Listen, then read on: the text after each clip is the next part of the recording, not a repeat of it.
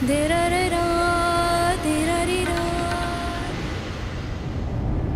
back from Module 2. I'm Captain Smith, and I'll be taking over from here. Okay, we're here at McCarran International, almost ready for pushback. We got a few other things to do before we start pushback. We'll be departing at runway 25 right. First off, I'll have the co-pilot set the dial of flaps to 16 and set the auto brake for takeoff, and then I'll set the ground spoilers for takeoff.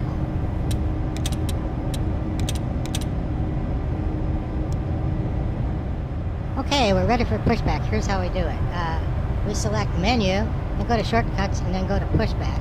And then we're going to be turning our nose right, and we're going to be turning 90 degrees. And ground, cockpit.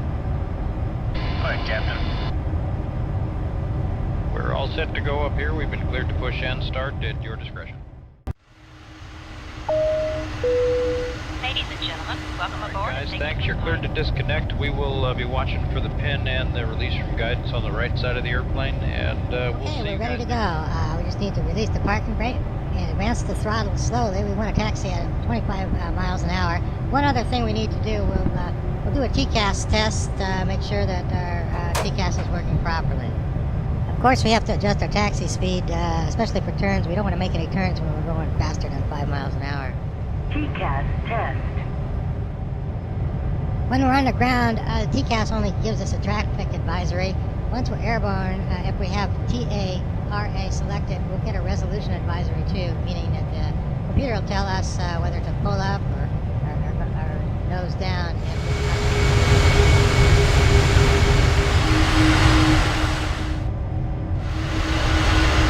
Okay, we're on the ramp, almost ready to go. A couple last things we need to do. We need to adjust our airspeed to 250 knots because that's the speed limitations below 10,000 feet. The FMS will automatically adjust our speed during the various phases of our flight. We request clearance for IFR takeoff from the ground, the tower, and then we turn on our high-intensity lights. Okay, we've been cleared for takeoff, so the next thing we want to do is taxi into position, set our parking brakes, and then turn on our landing lights. Ladies and gentlemen, the captain has advised that we are now clear for takeoff.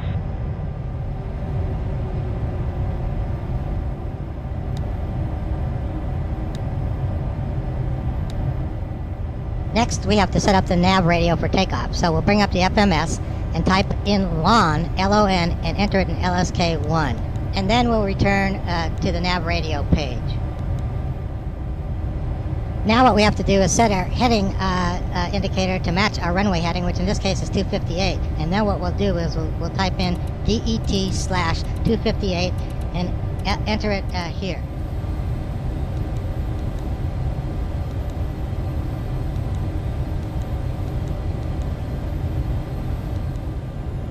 Next, we have to tell the nav radio where we're going to make our turn to go on course. In this case, we'll type in 210 and add it for ADF2.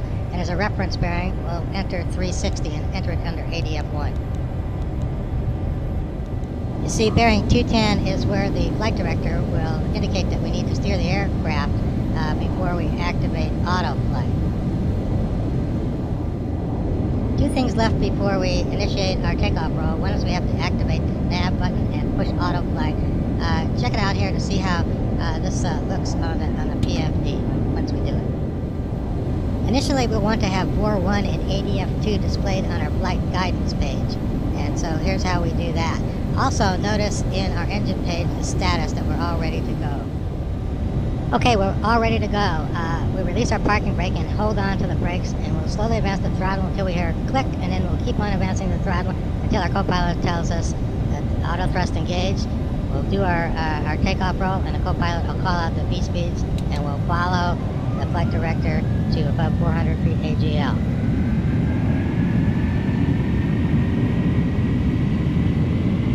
Thrust set. 80 knots. V1. Rotate. Positive rate. Once we achieve a positive rate of climb, we'll raise our landing gear and we'll follow the flight director up until we get over 400 feet AGL, and then we'll activate auto flight. Auto flight. Once we're above 1,500 feet AGL, we activate profile on the autopilot, and the FMS will begin flying the airplane. You want to watch the speed tape on the left side of the primary flight display. FR means flap retraction, and SR indicates slap retraction. Take a look at our course indicator. You'll see how the airplane is flying the course now. Flaps up. We're approaching slat retraction speed. Once we're there, we'll retract the slats, and we'll proceed to fly to flight level 100, as that was the first constraint that was given us by ATC. On our way up to flight level 100, I'll have the co-pilot dial the flaps back to 15 and set the auto brake off. And then I'll come back here and disarm ground speed. We're doing a little loop around Las Vegas on our way to San Francisco, so now what we'll do is we'll basically start tracking War 2 instead of ADF 2, and here's how we'll do that.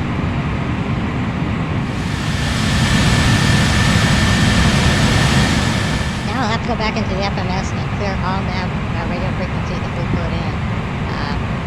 Our flight command will be directing us from here. We no longer need our initial records. You might have noticed that we're being directed by autopilot 2. We have 2 autopilots, and so in order to switch back to autopilot 1, all we have to do is put autoflight again. There's redundancy backup in this system. We've reached flight level 100. Normally ATC would be directing us to a new altitude constraint, but for the purposes of this sim, we'll just dial our altitude all the way up to 34,000 feet. Once we cross 10,000, we'll turn off our landing lights. You'll notice on our primary flight display that all our indicators now are magenta. Our speed is 348 knots, being controlled by pitch. Nav 1 is controlling the airplane, and we have climb thrust up to 34,000 feet.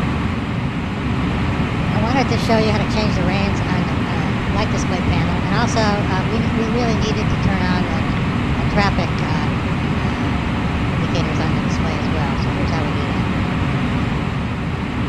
You'll notice the blue triangular shaped box on this display with the arrow pointing up and a +6 on top of it. What this indicates is it's an airplane within 40 miles of us, 600 feet above us, and climbing.